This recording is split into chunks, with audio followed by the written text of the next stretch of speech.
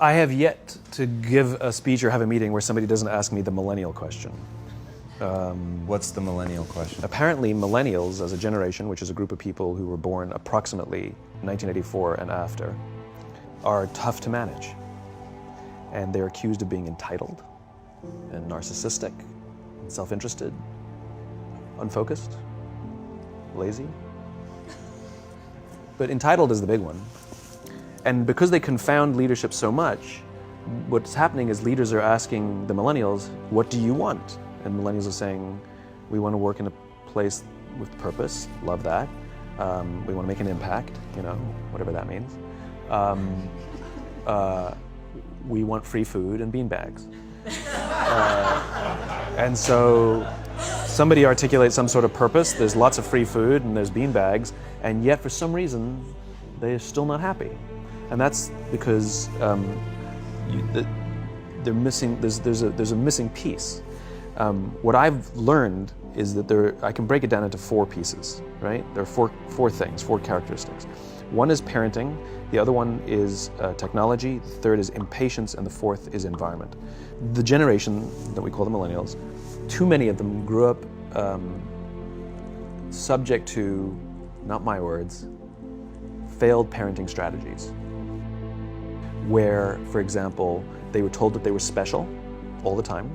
They were told that they could have anything they want in life, just because they want it. Some of them got into honors classes, not because they deserved it, but because their parents complained. And some of them got A's, not because they earned them, but because the teachers didn't want to deal with the parents. Some kids got participation medals. You got a medal for coming in last, right?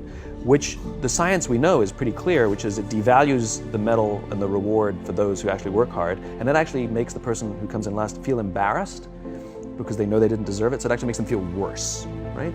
So you take this group of people, and they graduate school, and they get a job, and they're thrust into the real world, and in an instant, they find out they're not special, their moms can't get them a promotion, that you get nothing for coming in last, and by the way, you can't just have it because you want it. And in an instant, their entire self-image is shattered. And so you have an entire generation that's growing up with lower self-esteem than previous generations. The other problem, to compound it, is we're growing up in a Facebook, Instagram world. In other words, we're good at putting filters on things. We're good at showing people that life is amazing even though I'm depressed. And so everybody sounds tough, and everybody sounds like they got it all figured out. And the reality is there's very little toughness, and most people don't have it figured out. And so when the more senior people say, well, what should we do? They sound like, this is what you got to do. And they have no clue. Right? So you have an entire generation growing up with lower self-esteem than previous generations, right? Through no fault of their own. Through no fault of their own, right? They were dealt a bad hand. Now let's add in technology. We know that engagement with social media and our cell phones releases a chemical called dopamine. That's why when you get a text, it feels good, right? So we've all had it where you're feeling a little bit down or feeling a bit lonely, and so you send out 10 texts to 10 friends, hi, hi, hi, hi, hi, because it feels good when you get a response. It's why we count the likes, it's why we go back 10 times to see if my Instagram is growing slower, did I do something wrong? Do they not like me anymore, right? The trauma for young kids to be unfriended, right? Because we know when you get a hit of dopamine, which feels good. It's why we like it, it's why we keep going back to it. Dopamine is the exact same chemical that makes us feel good when we smoke, when we drink, and when we gamble. In other words, it's highly, highly addictive, right? We have age restrictions on smoking, gambling, and alcohol, and we have no age restrictions on social media and cell phones, which is the equivalent of opening up the liquor cabinet and saying to our teenagers, hey, by the way, this adolescence thing, if it gets you down. But that's basically what's happening. That's basically what's happening, right? That's basically what happened. You have an entire generation that has access to an addictive, numbing chemical called dopamine through social media and cell phones as they're going through the high stress of adolescence. Why is this important? Almost every alcoholic discovered alcohol when they were teenagers. When we're very, very young, the only approval we need is the approval of our parents. And as we go through adolescence, we make this transition where we now need the approval of our peers. Very frustrating for our parents, very important for us. It allows us to acculturate outside of our immediate families into the broader tribe, right? It's a highly, highly stressful and anxious period of our lives, and we're supposed to learn to rely on our friends. Some people, quite by accident, discover alcohol and numbing effects of dopamine to help them cope with the stresses and anxieties of adolescence. Unfortunately, that becomes hardwired in their brains, and for the rest of their lives, when they suffer significant stress, they will not turn to a person, they will turn to the bottle. Social stress, financial stress, career stress, that's pretty much the primary reasons why an alcoholic drinks, right? What's happening is because we're allowing unfettered access to these dopamine-producing devices and media, basically it's becoming hardwired, and what we're seeing is as they grow older, too many kids don't know how to form deep, meaningful relationships. Their words, not mine. They will admit that many of their friendships are superficial. They will admit that their friends, that they don't count on their friends, they don't rely on their friends, they have fun with their friends, but they also know that their friends will cancel on them if something better comes along. Deep, meaningful relationships are not there because they never practice the skill set, and worse, they don't have the coping mechanisms to deal with stress. So when significant stress starts to show up in their lives, they're not turning to a person, they're turning to a device, they're turning to social media, they're turning to these things which offer temporary relief. We know, the science is clear, we know that people who spend more time on Facebook suffer higher rates of depression than people who spend less time on Facebook. These things balanced. Alcohol is not bad, too much alcohol is bad. Gambling is fun, too much gambling is dangerous. There's nothing wrong with social media and cell phones. It's the imbalance. If you're sitting at dinner with your friends and you're texting somebody who's not there, that's a problem. That's an addiction. If you're sitting in a meeting with people you're supposed to be listening to and speaking, and you put your phone on the table, face up or face down, I don't care, that sends a subconscious message to the room that you're just not that important to me right now, right?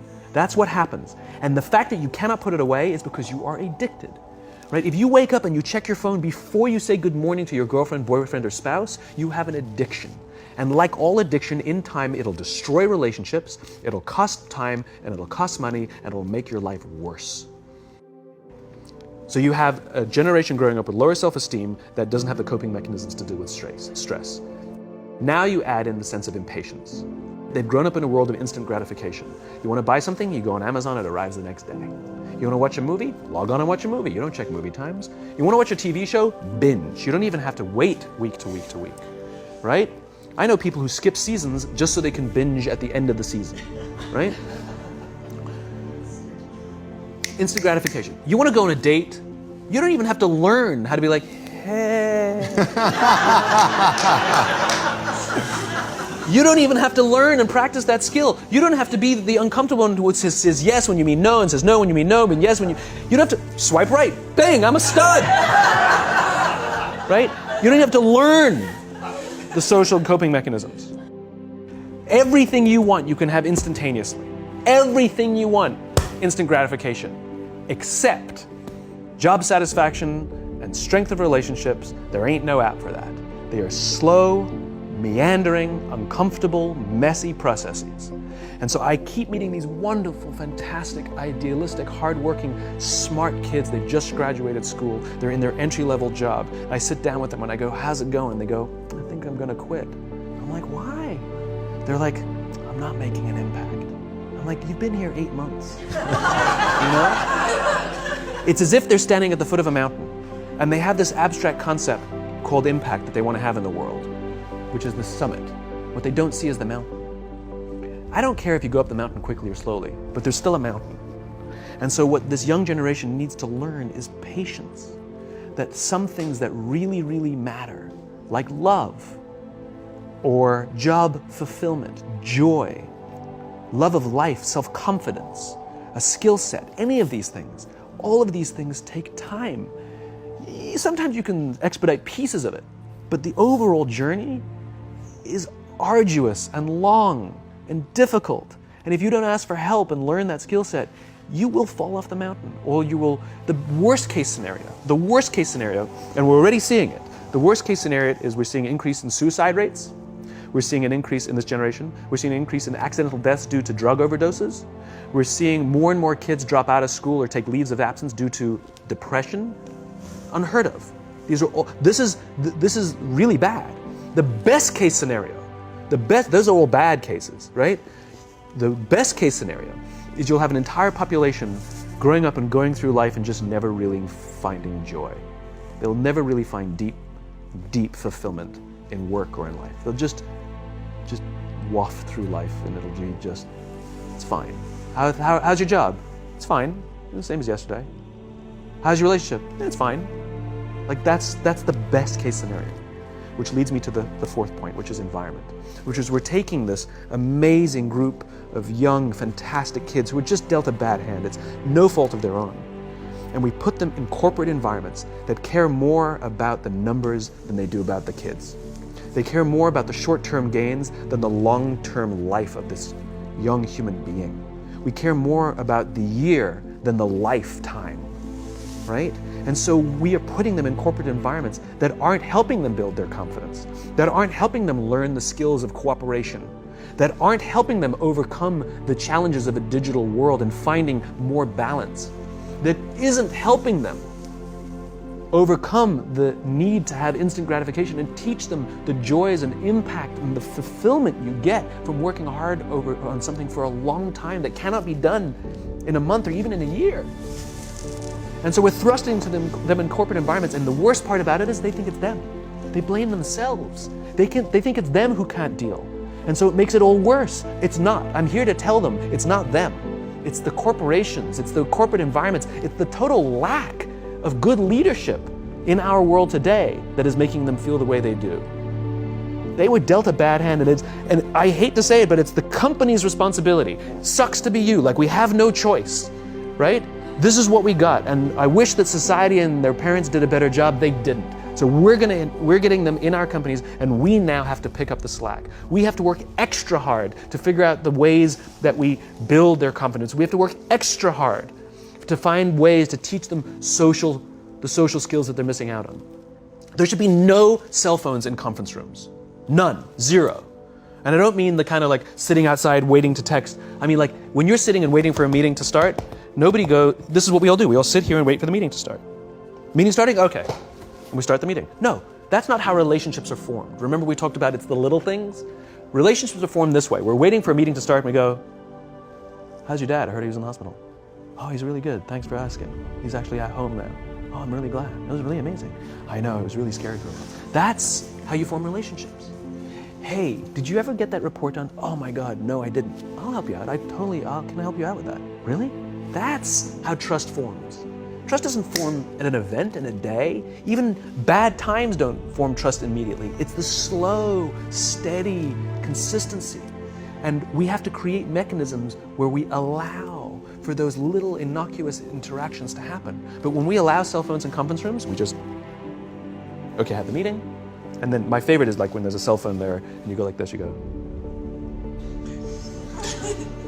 It rings and you go. I'm not going to answer that. Mr. Magnanimous, you know? When you're out for dinner with your friends, like I do this with my friends. When we're going out for dinner and we're leaving together, we'll leave our cell phones at home. Who are we calling? Maybe one of us will bring a phone in case we need to call an Uber or take a picture of our meal. Goes without saying, come on. I'm an idealist, but I'm not insane. You know? Not a heathen. I mean, it looked really good. We'll take one phone. And so it's like an alcoholic. The reason you take the alcohol out of the house is because we cannot trust our willpower. We're just not strong enough. But when you remove the temptation, it actually makes it a lot easier. And so when you just say, don't check your phone, people literally will go like this. And somebody will go to the bathroom, and what's the first thing we do? Have the phone. Because I wouldn't want to look around the restaurant for a minute and a half. But if you don't have the phone, you just kind of enjoy the world. And that's where ideas happen. The constant engagement is not where you have innovation and ideas. Ideas happen when our minds wander and we go, and you see something, you go, I bet they could do that. That's called innovation, right? But we're taking away all those little moments, right? You should not, and none of us should charge our phones by our beds. We should be charging our phones in the living rooms, right? Remove the temptation. You wake up in the middle of the night because you can't sleep, you won't check your phone, which makes it worse. But if it's in the living room, it's relaxed, it's fine. But it's my alarm clock. Buy an alarm clock. They cost $8, right? I'll buy you an alarm clock. But the point is we now in industry, whether we like it or not, we don't get a choice. We now have a responsibility to make up the shortfall and to help this amazing, idealistic, fantastic generation build their confidence, learn patience, learn the social skills, find a better balance between life and technology. Because, quite frankly, it's the right thing to do.